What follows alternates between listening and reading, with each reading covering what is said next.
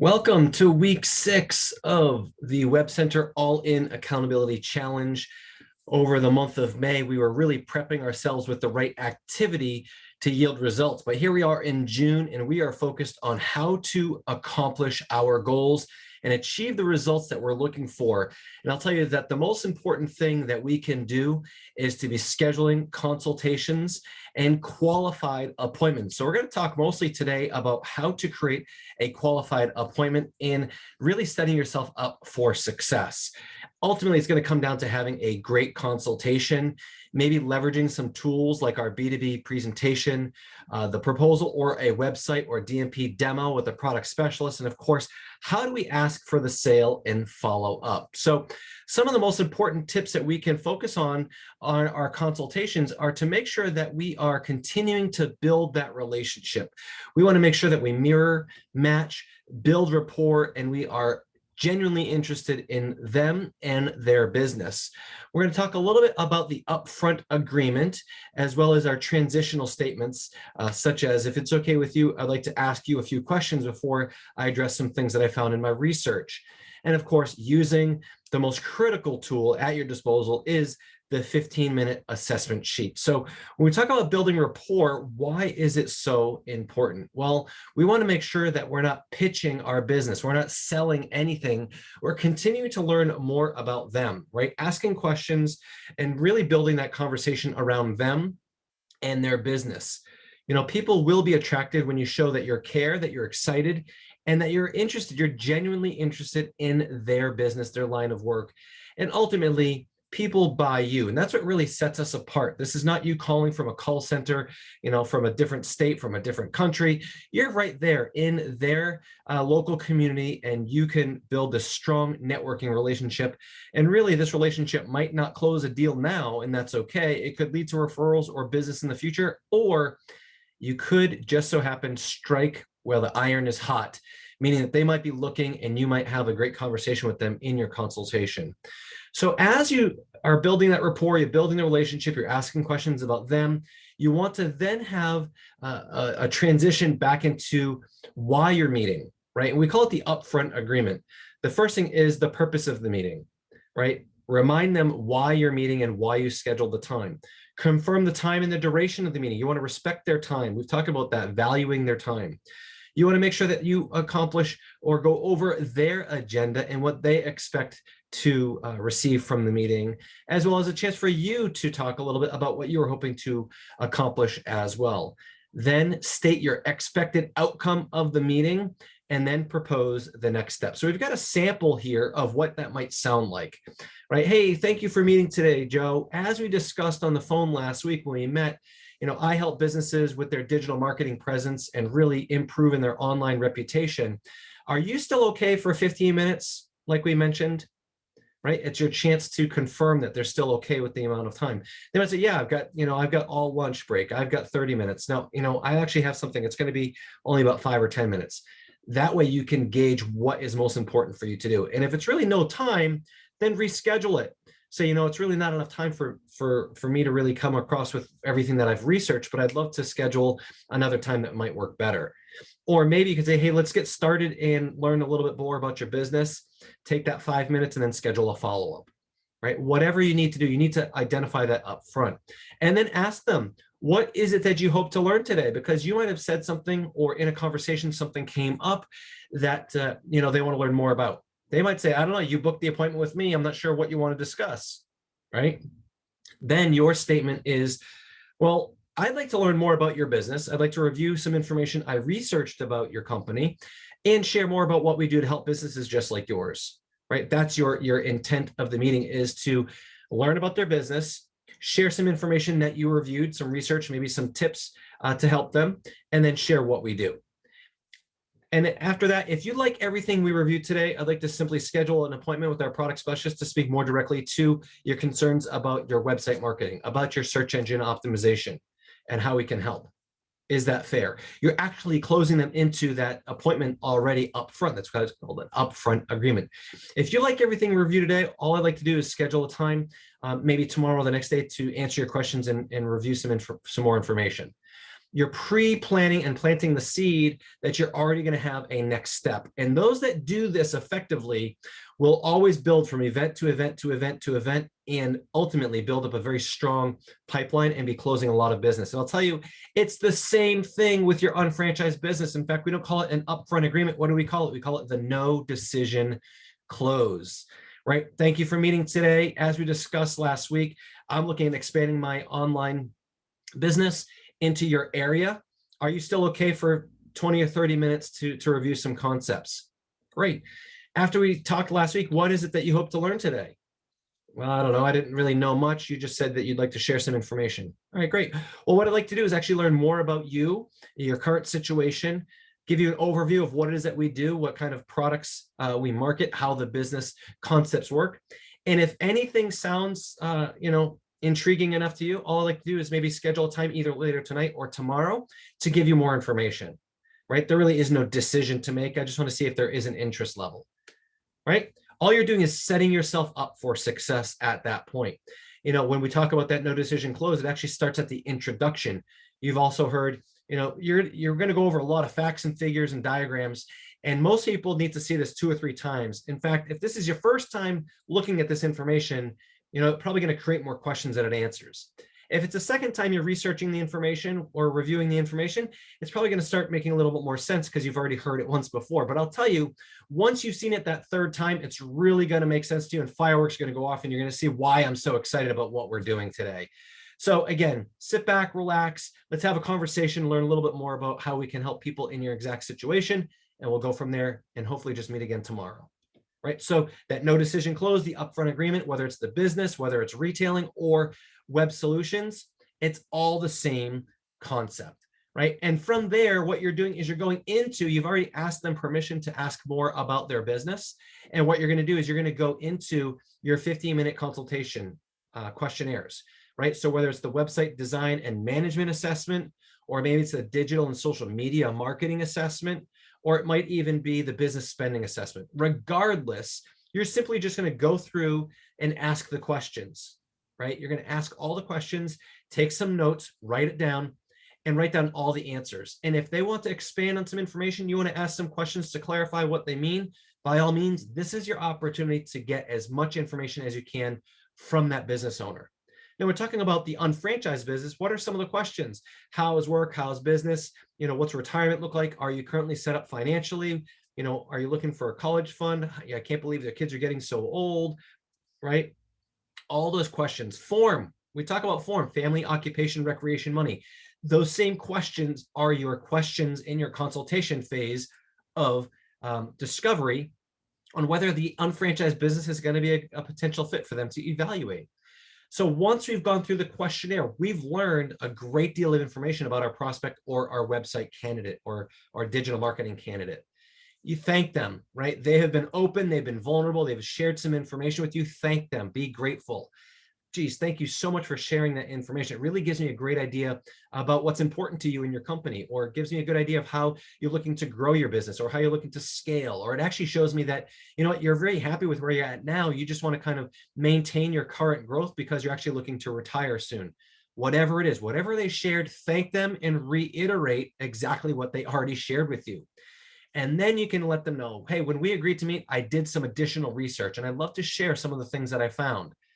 What are the things that you researched, right? You did a Google search. You identified where their search rankings were. Share it with them. You identified what their website was like. If they had a website, you identified what their social media presence was like. You identified a couple things, but most importantly, you also probably identified where their competition was. And you have enough information as a consumer of what is important to you when you're reviewing companies online. So just take your own experience as a consumer and share that with the business owner. And that's where you can engage them and why it's so important to address. You can put yourself in the consumer shoes and let them know, hey, when I was doing a search, this is what I found. Did you know that you had this on the internet? Did you realize that, you don't have a lot of reviews, and we'd love to help you increase that, right? I also noticed on your website that it hasn't been updated with your most current events like it is on your Facebook page. Why is that? So you're sharing some information, you're asking them either further questions, you're engaging them in conversation and letting them know why it's important to address some of these concerns. And there is where you're going to identify their true motivation for change. They're either going to blow you off, they're going to be giving you, the body language, they're going to be kind of disengaged, or they're going to be really having a conversation with you and leaning in and letting you know that they do care about some of the things. They're going to have more of a dialogue back and forth about some of the items that they shared with you, that you researched, and then having a conversation around that. So all of this can be done in 10 or 15 minutes, but if it ends up going 20 minutes or 30 minutes, great, right? More chance to build a relationship, stronger relationship, and you're gathering more information, right? And that's what makes a great consultation. And here's where you might want to use some of your tools, right? Share specific information. Maybe you're going to use the marketing manual, the B2B catalog, the features and benefits guide, maybe the B2B presentation. Maybe you're going to go on and show some of the Oasis layouts if they've got questions that lead you in that direction. Now, you might not have to use the tools, but it certainly builds your case when you've got that third-party credibility. You might even use these tools as a way to confirm the next appointment. Or you might use it as a follow-up or email it out or text it, hey, I was thinking of you. But use your tools because it further validates what you've already brought up, right? So you want to make sure that you're asking the questions that get results. Well, let me ask you this. What's your main objective in your online marketing? Is it to attract new customers, or is it to really make sure that you've got a place for your existing customers? What's your main objective? Is it to increase revenue, or is it to decrease some of your expenses? What's your main objective in your business right now? Are you looking for more clients or for your existing clients to spend more money with you? So what's your main objective in business right now? Are you looking to grow into other areas, or are you happy with where you're at right now in the current market? What is your main objective right now with your marketing? Is it to help streamline some business practices? Is to improve engagement and streamline some communication? What's most important to you right now? When you ask those questions, they're going to give you detailed information that you can use to schedule the follow-up, right? Well, let me ask you, what are you willing to invest on an annual or monthly basis to get the results that you're looking for? Have you thought about that? You're trying to get a budget. If they say we don't really have any money to budget for marketing right now, you can say, well, great, what are you currently doing for marketing? Or what are you currently doing to get the results that you're looking for? Maybe they can reallocate some spending. Maybe they can stop advertising in other areas and take that money and put it towards online efforts. Or maybe there's a business change coming up that they're waiting on, right? Maybe they've got a new piece of equipment or property that they're looking at. So timing might be off, right? But if you ask them, what are you willing to invest to get the results that you're looking for? They might not even know. They might say, well, I'm not even sure what something like this is. What kind of pricing you're talking about? And that's okay, because it's not really an objection. It's a question, and it's getting them engaged and wanting more information. So let me ask you, what amount of money have you set aside for your digital marketing? Have you considered doing some maybe Facebook or Google advertising? Have you looked at redoing your website? They may have, right? What have you found? How much, what were your current quotes? What were your proposals? I'd love to be someone that can be in the mix for you. I'd love to bid on that with you, because you've established trust, rapport, credibility, provided value, and now you have really gotten a point where you have some permission to ask these hard questions. Regardless of the answers to those questions, this is your closing statement. At this point, what I'd love to do is schedule an appointment with our website specialist, or what I'd like to do is schedule an appointment with our SEO specialist. What I'd like to do right now is actually schedule some time with our social media specialists so they can address some of your concerns, right? They can answer questions. They can offer some solutions. They can propose pricing and what that might look like. I'm kind of just fact finding. I'd love to just kind of work with you and tie you into some of these experts, because they'll be able to give you a better idea of what we can provide and the costs, right? And that's how you're offloading, some of those pricing objections, right? And then simply, how soon can we set your appointment? I know they have availability at the end of the week. How soon can we set your appointment? Tomorrow or Friday? How soon can we just set that appointment? Is that early next week or the middle of the week? Right? What you're doing is you're tying down that close. So it's a successful meeting if a follow-up is booked. Now, the follow-up might get booked. It might not be with the specialist yet. Maybe they just want to learn more. Maybe they want to review some samples. Maybe they want to review the website. Maybe they want to review the catalog together. Whatever it is, schedule the follow-up. Even if that means, hey, can I reach back out to you in a month? Jason, right now it's kind of not a good time of year for us. We're really busy. But at the end of the summer, why don't you reach back out? We'd love to continue the conversation. Great. So, maybe right after the kids go back to school, like that second week of September, or a little earlier than that. Right? Ask them permission and then write it in your calendar and then schedule that follow-up. Right? Have your book ready, have your calendar ready. Or of course, you could always have the product specialist, the sales support calendar ready, so you know when there's availability in the sales calendar. And of course, we talked about this before when you're talking about following up, but send a heartfelt communication, a text message that says thank you, a handwritten note, provide them referrals, continue to build that relationship. But everything that you've done in this consultation really sets up your success for the rest of the relationship. And again, it might not be not no, it might just be not now, right? So the idea is if you've built that strong rapport and relationship, you've earned the right for that.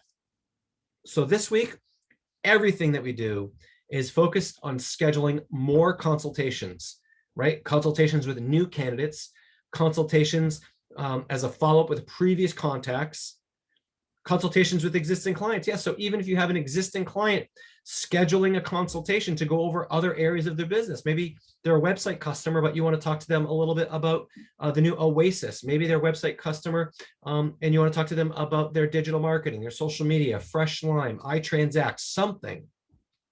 The idea is you can always schedule another consultation, right? Ask for referrals. That's another great consultation, right? Hey, I'd love to sit down and talk to you a little bit about what we're doing right now in hopes that you could provide some referrals.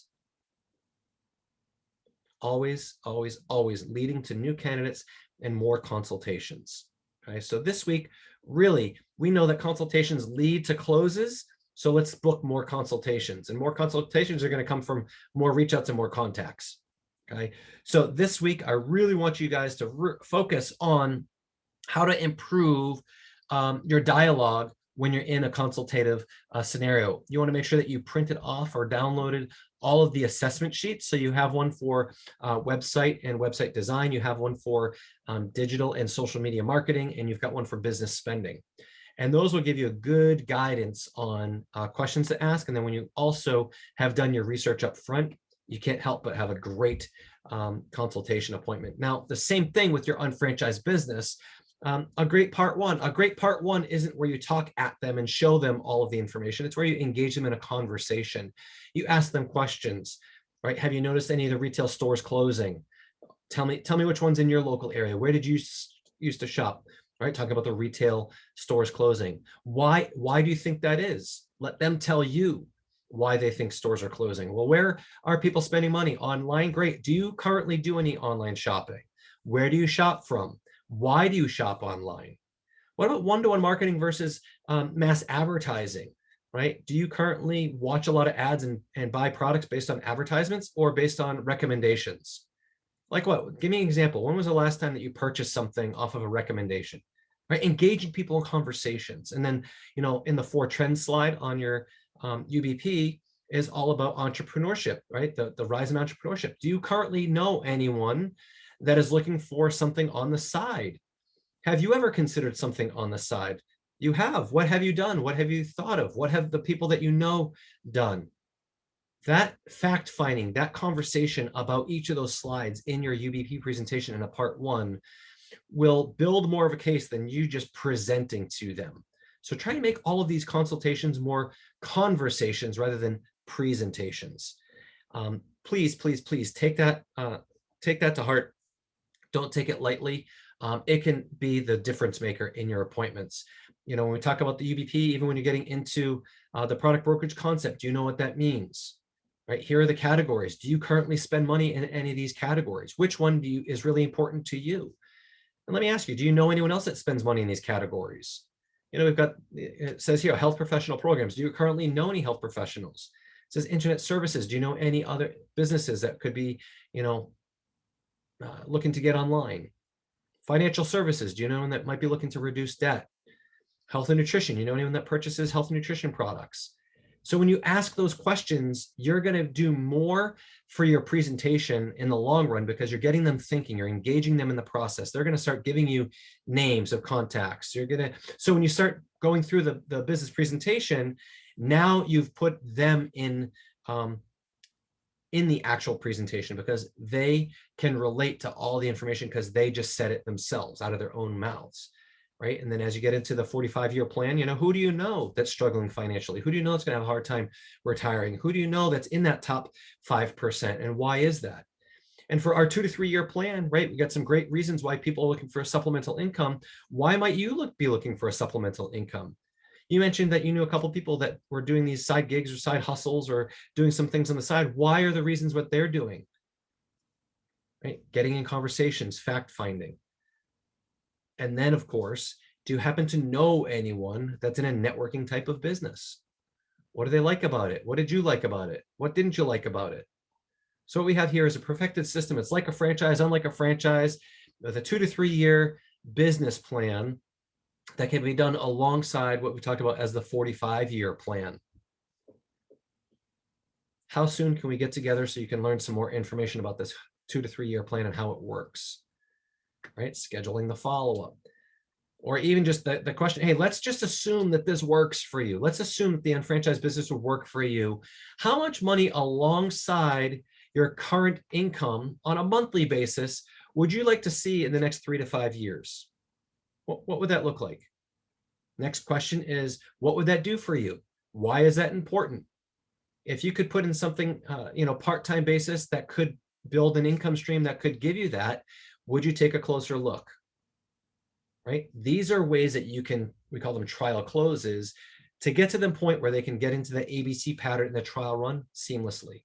So today we talked about consultations in general from an unfranchised owner perspective, but also as a WebCenter perspective. Your job is just to go out there and make friends, ask lots of questions, meet people where they're at, and always, always, always schedule that follow-up appointment.